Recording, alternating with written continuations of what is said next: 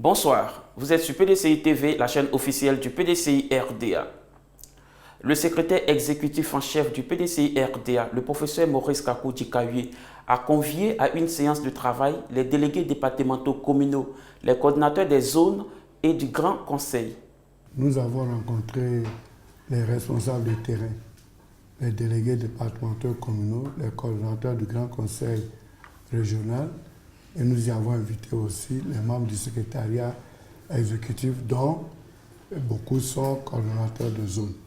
Donc c'était une rencontre du secrétariat avec les responsables de terrain. C'était une revue des diligences qui leur avaient été données. Nous avons fait un bilan d'étape. Le 15 avril dernier, nous étions retrouvés pour dire un peu après le redimensionnement comment il fallait refaire les nouvelles nomenclatures, les valider. On avait fait un calendrier qui a été respecté jusqu'au 9 mai dernier. Donc c'était pour faire un peu le point.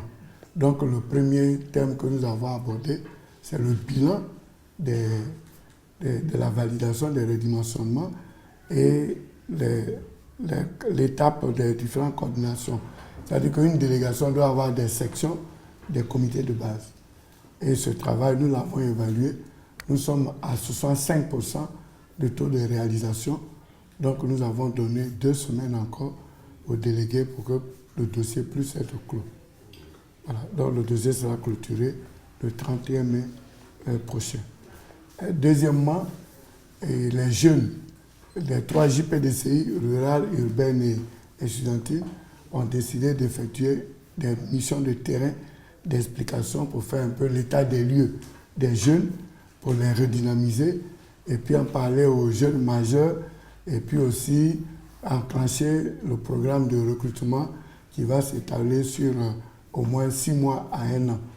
Et ces missions vont commencer d'abord par Boisseau-Méagui dès le week-end prochain et vont s'étaler vraiment le pic de ces missions sera le mois de juin 2019. Donc nous avons également informé les délégués. Nous avons demandé aux délégués de s'impliquer pour que le calendrier soit fait de commun accord entre les présidents des jeunes et les délégués qui les reçoivent. Il faut que les délégués soient prêts pour les recevoir. Donc ça s'est bien passé. Ensuite, nous avons fait un point sur la loi relative à la procédure spéciale d'établissement des actes de naissance pour ceux qui n'ont jamais eu de jugement avec les audiences foraines spéciales où les préfets, sous-préfets, les maires vont se déplacer vers les populations pour établir les actes de naissance. Et nous avons fait le point. Les décrets d'application de cette loi ne sont pas encore pris, donc très bientôt sera pris, mais des préfets sont déjà prêts. Donc nous avons demandé à nos délégués de s'informer sur le terrain et d'apprêter déjà nos militants pour attendre cette opération importante qui est capitale, parce que sans acte de naissance, vous ne pouvez pas avoir de carte nationale d'identité qui permet de s'inscrire sur la liste électorale et de voter. Donc cette opération est une opération importante. Ensuite, dernier point, nous leur avons dit aussi qu'après le 6e congrès extraordinaire, il faut réaliser les instances, surtout le bureau politique et le comité des sages. Donc nous avons mis en mission aussi de nous emporter des informations du terrain. Nous leur avons donné aussi un délai de 2 semaines jusqu'au 31 mai de nous envoyer toutes les informations du terrain pour que le président puisse réactualiser le bureau politique et le comité des sages. En fait, les échanges, ils ont apprécié les thèmes que nous avons abordés. Ils ont beaucoup apprécié. Il n'y a pas eu beaucoup d'interventions. Il y a eu 6 interventions. Ils ont apprécié, ils ont trouvé que les communications étaient claires, étaient nettes. Et ils vont nous revenir sur 2 points. Premièrement, les listes des membres qui proposent pour les instances. Et deuxièmement, la finalisation des nomenclatures et surtout le calendrier d'invitation des JPDCI dans leur localité. Ça a été une réunion très bonne et ils ont apprécié les thèmes que nous avons abordés. Cette grande mobilisation ne m'a pas étonné parce que nous avons fait une plateforme des délégués. sur les réseaux sociaux. Et plateforme que je visite régulièrement et je vois qu'il y a des mouvements sur le terrain. Et il ne se passe pas de jour sans que les délégués ne rencontrent les secrétaires. Il y a une dynamique. Il y a une dynamique et cette situation qui nous est arrivée, c'est comme si vraiment des gens qui attendaient d'avoir des responsabilités. Voilà, c'est comme quand vous êtes nouveau, vous voulez prouver. Donc c'est bienvenu. Les nouveaux délégués veulent prouver et ils ont contaminé les anciens. Parce qu'aujourd'hui, j'ai certains délégués qui étaient lents, mais qui ont commencé à bouger aussi, ils se sont mis dans le tempo. Parce qu'à partir du moment où on a découpé des départements, vous étiez ancien délégué, vous étiez lent. Maintenant, des jeunes arrivent et puis tous les jours, ils sont sur les réseaux sociaux, tout ça. Donc tout le monde s'y est mis et la plateforme marche très bien. Déjà, comme je le dis, l'adhésion, à part quelques petites zones où il y a des incompréhensions, il y a 3 délégations sur 338, donc vraiment c'est nul. Bon. Mais les militants ont adhéré. Nous avons fait un test et on voit que malgré tout ce qui s'est passé, la création des mouvements, la base reste solide, soudée au président du parti, dont elle apprécie les décisions qui ont été prises de ne pas faire disparaître le PDCRDA. Ça, c'est leur grande satisfaction. Et en tout cas, ils ont adhéré à la non-dissolution du parti. Et maintenant, c'est un challenge, un défi qui leur est lancé. Comment ils font vivre ce PDCI qui a résisté? Et c'est à cela que nous assistons actuellement avec vraiment le dynamisme sur le terrain. Nous voyons souvent le nouveau réveil qui rend encore des activités, mais c'est une infime partie.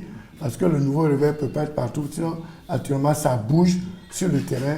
Et nous, en tant que direction du parti, nous sommes satisfaits. Également, nous avons des cadres qui ont commencé à bouger aussi, nous avons des listes, qui nous font des propositions, qui veulent participer aux commissions techniques, qui vont élaborer le programme de gouvernement, le projet de société du parti. Donc, il y a vraiment, et puis c'est des jeunes cadres.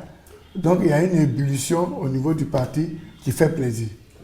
En fait, un appel aussi aux cadres et membres des instances qui doivent épauler les délégués pour pouvoir faire le travail. Oui, non, mais on leur a dit. C'est pour ça qu'on a voulu que dans les bureaux, tous les élus et les membres du bureau politique soient incorporés systématiquement dans les bureaux pour qu'il y ait une synergie d'action. J'ai même dit aux délégués que les départements ont été émiettés. Il peut se trouver beaucoup de délégations dans un département, mais il faut qu'ils travaillent ensemble parce que le département est une entité administrative. Même si nous, on l'a découpé pour les besoins de la cause politique, ils doivent se mobiliser autour d'un délégué. On l'a déjà vu, hein, dans les zones, les régions, les gens travaillent ensemble. J'ai assisté déjà à beaucoup de rencontres. Ils sont venus me voir en groupe. Ils travaillent ensemble. Nous avons encouragé cela, mais en disant qu'il ne faut pas que celui autour duquel on se regroupe pense qu'il est un super délégué. Là, ça a été apprécié. Nous avons donné ce conseil d'usage. La salle de conférence du BNET a servi de cadre à la signature d'un document relatif au plan de développement stratégique de la commune de Toumoudi entre le BNET et la mairie de Toumoudi.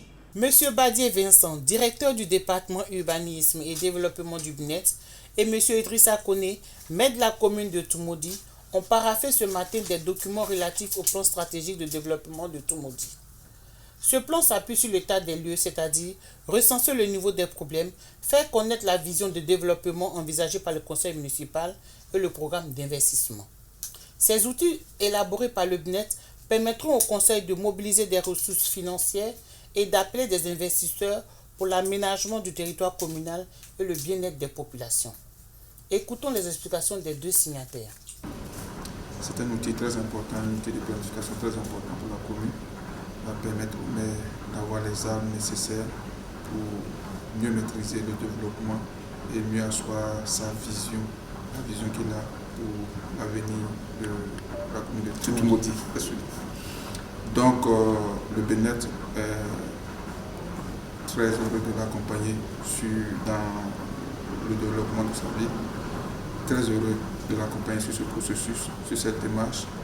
Et comme nos missions que l'État nous a confiées participent aussi à l'appui aux collectivités décentralisées, nous sommes disposés à lui donner cet outil qui est un plan stratégique de développement local qui s'articule autour de 3 documents importants.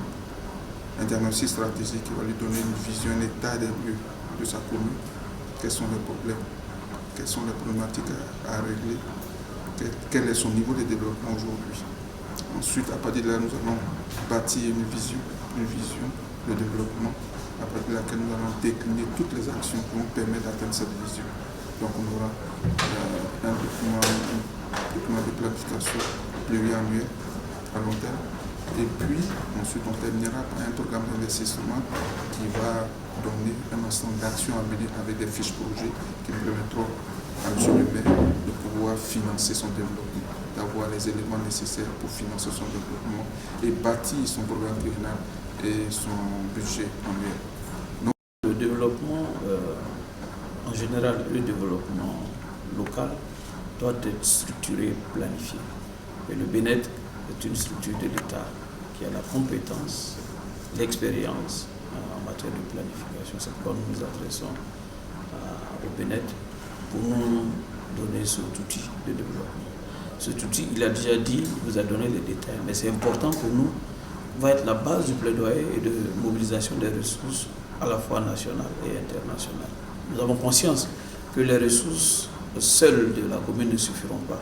Donc on aura besoin forcément de faire une recherche de financement extérieur. Et quand vous partez en international, vous avez besoin quand même d'un outil fiable, scientifique. Et le plan de stratégie de développement est un des outils qui nous permet d'aller rechercher ces financements. Suite aux incidents entre les autochtones et allogènes de Béoumi, M. Jean-Marc Kwasi, maire de la commune, lance un appel au calme et à la retenue. On est rentré à Béoumi aux environs de 18 h. Oui. On est en train de faire le constat d'usage. Oui. Il y a... La ville est vraiment très calme. Oui. Les rues sont désertes. Oui. Et il y a une forte concentration de la population qui s'est déplacée au niveau de l'hôpital.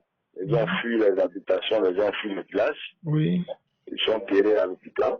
Ils n'ont rien à manger, rien à boire, parce qu'ils ne peuvent pas sortir. Toutes les boutiques même sont fermées dans la ville. On vient d'une réunion avec tous les cas de données, avec le ministre civil. On vient d'une réunion où il y avait tous les chefs de village, tous les chefs de communauté malinqués, les imams. Voilà, on a passé le mot d'ordre. Le mot pardon, réconciliation, les mots pardon et réconciliation sont sortis. Et chaque communauté a accepté de pardonner. On a demandé à chaque communauté de passer l'information aux jeunes pour que les jeunes replient. Oui. Que jusqu'à demain matin, tout puisse rentrer dans l'ordre. On espère que jusqu'à demain matin, les choses vont rentrer dans l'ordre. On espère. Les chefs de communauté malinqués nous ont promis ça, les chefs de village nous ont promis ça. On espère. Voilà. On prie Dieu pour que vraiment tout rentre dans l'ordre. Ainsi s'achève cette édition. Merci de suivre PDCI TV, la chaîne officielle du PDCI RDA.